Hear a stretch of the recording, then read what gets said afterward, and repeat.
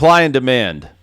Are we about to see a titanic shift into being a buyer's market in the next 9 to 12 months? There's a lot of triggers that we are seeing in data that's saying that there's more supply, not just here in the state of Nevada and the city of Las Vegas, but across the country in all states. And are we starting to see this shift happening right now? And what is the impact this is going to have on future buyers? Many buyers are left on the outside right now because they can't afford to buy a home. But in this video, I'm going to talk about, I'm starting to see trigger points of this becoming a buyer's market and how this could help the average consumer out there get into a home today. Let's get right into this video.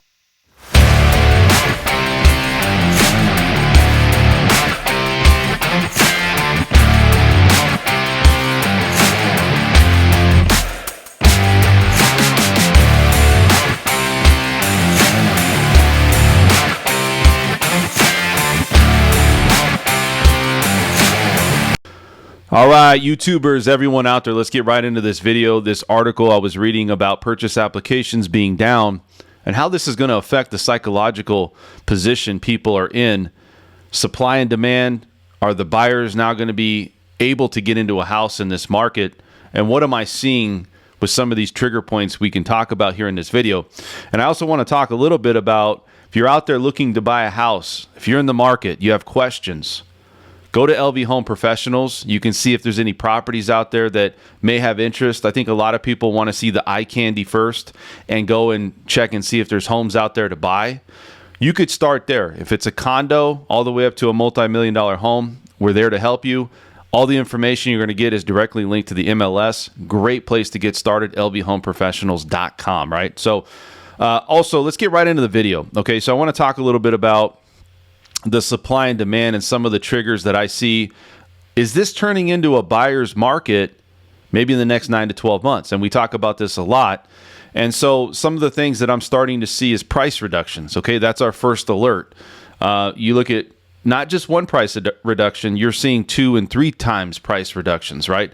So why is that important? Because the sellers had a clause when they wrote a contract. Well, the buyer's agent wrote the contract just to get the offer accepted. To protect them, to get the money that they wanted, they would write up a contract that says if it comes in low, you're going to pay the difference, right? You're going to pay the difference if the appraisal comes in low. Also, just to get an offer accepted, you a lot of times, if it's turnkey, there's no issues, you would have to go above list, right? $20,000, $30,000 above list. A lot of people know this. Well, we're starting to see price reductions. The sellers do not have all the control anymore. You're starting to see buyers know that properties are coming on the market, supply and demand. We're still short homes. So I'm not going to sit here and say that it went from being a sellers to buyers overnight, but is this shift starting to happen before us? And you look at properties coming on the market, not just here in Las Vegas, but across the country. Are properties coming on the market and buyers have the ability to get into a house? And are you looking at positions of these buyers that maybe are coming in not so rich with money, maybe they don't have a lot of assets? Do they have a legitimate shot of buying a house in today's market? I'm going to say not quite yet, but we're getting close, right? When you see purchase applications coming down and you see overall mortgage applications coming down, which they are, rates have stayed up, you're starting to see this shift. And we're starting to see a slowing in the market. We know this, and it's helping out buyers now. So you also look at what new homes are doing. And a lot of this talk is about new homes and how they operate, right? How does a new home builder operate, and what is their position? Well, they're actually just the middle person. They hire subcontractors to go do the work. They have lenders that they work with on the outside. Sometimes they're affiliated, but throughout the contract, okay, a lot of people have this misconception that, builders are going to meet halfway, or they're going to be out there to help people buy homes. Again, it's going to come down to supply and demand. If you have more demand and less supply, which builders love that market, right? That's their sweet spot. They can dictate what they want.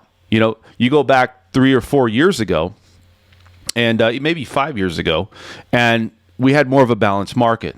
Actually, it was more of a buyer's market, right? And so what did new home builders do? Well, they were, the lot premium was a lot less Furthermore, that lot premium, when you look at it, go up to Summerlin, $250,000. That's the highest I've seen some of the lot premiums. You go to the multi-million-dollar homes, it's a lot more.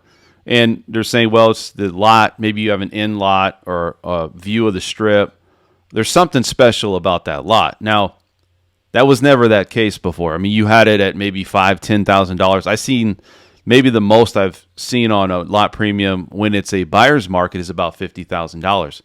And so what does that do for you? What does it do for you when you go to a new home builder and you're starting to say, well, what's included, what's not included?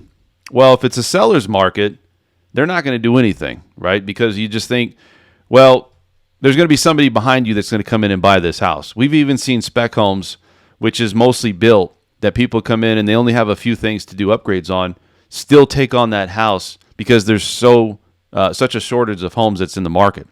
And people just go into it and say, you know what, I'll just do what I can and deal with whatever I can get into because there's not a lot to choose from at that time. Builders know that. And so they don't have to offer incentives. They don't have to pay agents. They don't have to do things that they normally would do.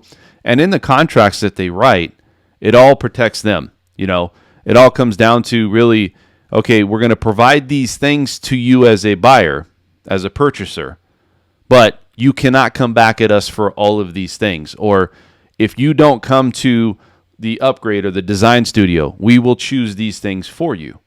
And ultimately, you have to go with it. Also, there is no, guarantee or obligation for the builder to say you have to pay for our closing costs. We can suggest that. We can suggest maybe reducing the price on the lot premium. We can suggest that you get incentives for closing costs, but that doesn't mean they're going to do it. So it comes down to this is a really good market for a builder, really good market for a seller, and we're starting to see things change. And I'm happy for this because now if I'm representing a buyer, I can go in and say, you know what?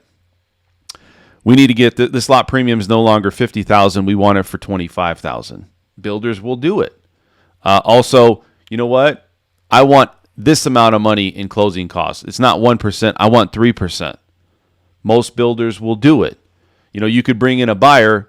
They have inventory, standing inventory because people are pulling out higher rates. You could walk in there and say, what's the final purchase price on this house?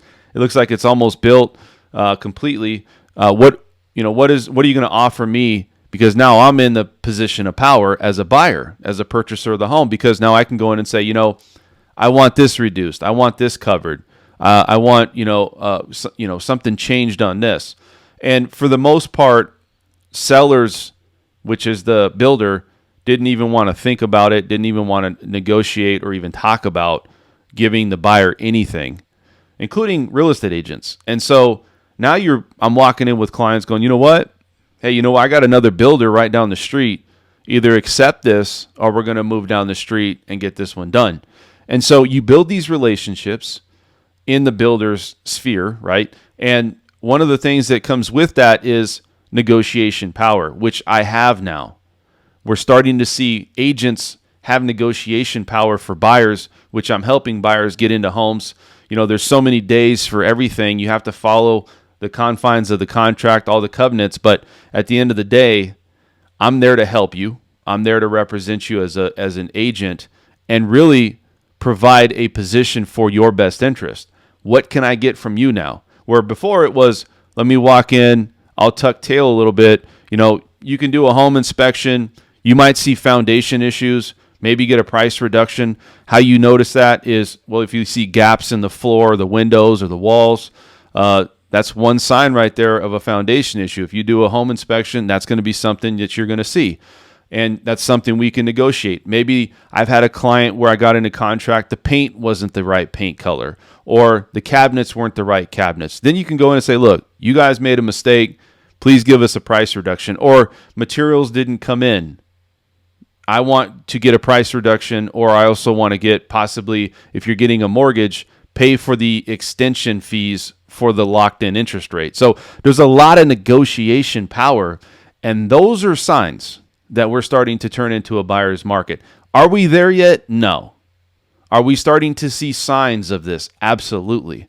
And I feel that if you're out there or you're on the sidelines, I understand rates are higher, but my position of power representing you as a buyer is now tenfold. I can come in and I can really say, look, I didn't request a lot of those things before because it would just push us out. It would be, no, before I even got started, no, we're not going to do that. Now it's like, oh, well, let's talk. Price reduction, let's talk. Seller's agents, hey, appraisal came in low. Are you willing to meet halfway or just reduce the price? Let's reduce it. Now there's negotiation power. And we needed that. This is now becoming, hopefully, in the next 6 to 12 months, a buyer's market and more of a balanced market. This city desperately needs that. It doesn't mean we're going to crash and we're going to go down, and we could possibly see a small recession or a correction. But overall, we needed it, because if we keep going the pace we were going, there's nobody going to be able to buy a house. There's nobody out there that's going to be able to get into a house unless you're putting $200,000 above list and don't even care. Don't even order an appraisal, right? I mean, just come in and just, maybe just cash buyers. I mean, it just took away all of the power of the buyers. And I don't blame people backing out. I don't blame people saying, you know what, I'm just going to wait. I'm going to see what's going to happen. It would have been way ridiculous. We would have gotten way too far on sellers and builders having all the position of power. And I'm so happy that we have that position of power back, or starting to see it. I'm starting to see the signs of this. So guys, if you need me, call me. You have all my contact information. I'm a real estate agent here in Las Vegas, and I will work for you and roll up my sleeves. I'd love to earn your business. This is the Sound Off. Dan French. Subscribe, like the channel, and we'll see you guys at the next one. Thank you so much.